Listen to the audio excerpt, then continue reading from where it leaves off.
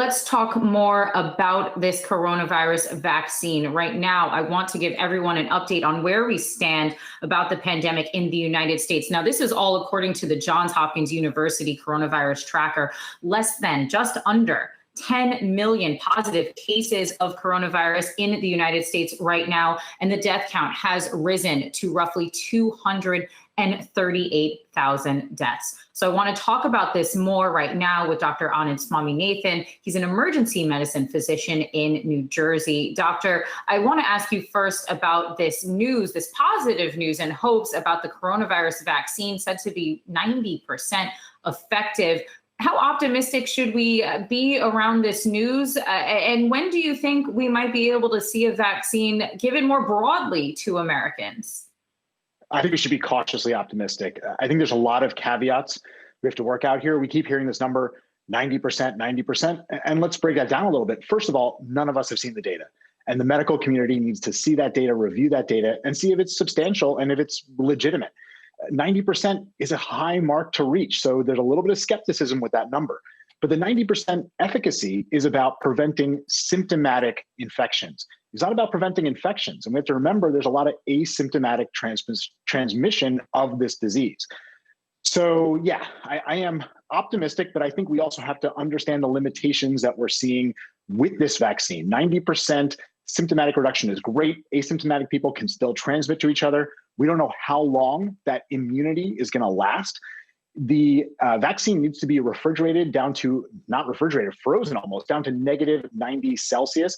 That's going to be a hard thing to do and get it out to everybody who needs it.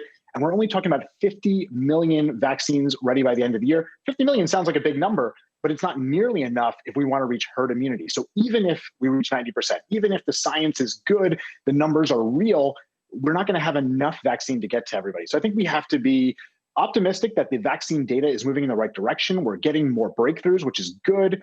I'm not sure this one's going to be the game winner, though. So, Doctor, so many questions to ask you here about this vaccine, because as you mentioned, we still don't know too much about the efficacy around the vaccine. And then there's, of course, who would get it first, right? So as you're a doctor, how do you go about prioritizing the list? Obviously, it's expected that first responders and frontline workers are probably going to be getting it first. But when you start rolling it out to the general public, do children become vaccinated because they're spreaders? Does it go to the elderly first? How do you go about making that list? Well, I'm in a good position where I don't have to make that decision. I think it's a really tough decision to make and figure out. And there are much smarter people who are out there who are working through this. But we have to understand that we want to protect the people who are the most vulnerable. But the research data that we have isn't looking at the most vulnerable populations. So we don't know how people with chronic medical conditions are going to respond to this vaccine, or if they're going to have more side effects from it or less side effects. And not knowing that means it's really hard to know who to get this to first. It's great that we're going to roll it out to first responders. But again, if that immunity wanes over time, then are we going to have to get re-immunized? I think there are a lot of first responders, a lot of physicians, a lot of nurses that are going to be ready and willing to take this vaccine. But remember, in order to get herd immunity, we need everybody to get it. And we don't even have a great uptake of flu vaccine. This is a new vaccine. People are going to be hesitant, and we need to make sure we go through the right processes to get it approved. The safety data has to be there. And then people need to be willing to get it. If they don't, we're not going to reach herd immunity. So to that point, folks out there are not willing to take this vaccine, at least from the latest polls that we have, one from Gallup back in September saying only half of Americans would be interested in taking the vaccine. And then, of course, we have an anti-vaxxer movement in the United States that is gaining in steam and in power. How difficult do you think it'll be for yourself and other public health officials and other doctors to push this vaccine out on adults, on children, and encourage folks to take this vaccine?